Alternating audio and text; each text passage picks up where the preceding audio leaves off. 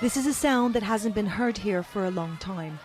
The skies over rebel-held eastern Aleppo, normally thundering with warplanes, have gone quiet.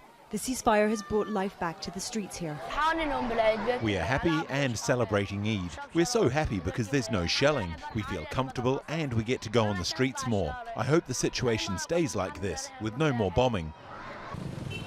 Even though the mood seems improved, most people Al Jazeera spoke to are against the ceasefire deal.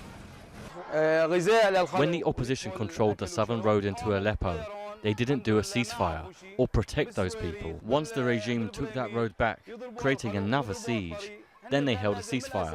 The regime got what they wanted. Then they say stop fighting. The rebel-held east of Aleppo has been under complete siege for about a week, since the government recaptured a key entrance point to the south of the city.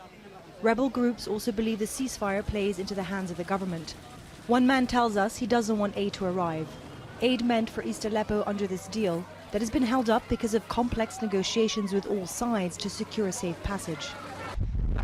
We don't want any aid convoys. God willing, the road will be opened by our fighters who are planning to open this road again, lift the siege and liberate all of Aleppo.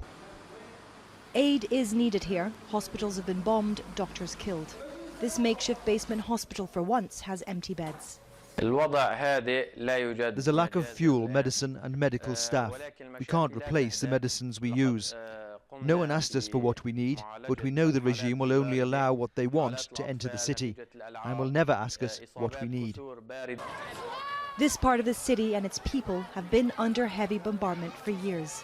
Aleppo is hugely symbolic, both for the government and the opposition. It has been a vicious fight, never moving beyond a stalemate. The general feeling here is that this deal has not been made with their best interests in mind.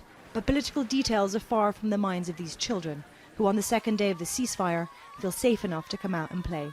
Stefanie, Dekker, Al Jazeera, Gaziantep.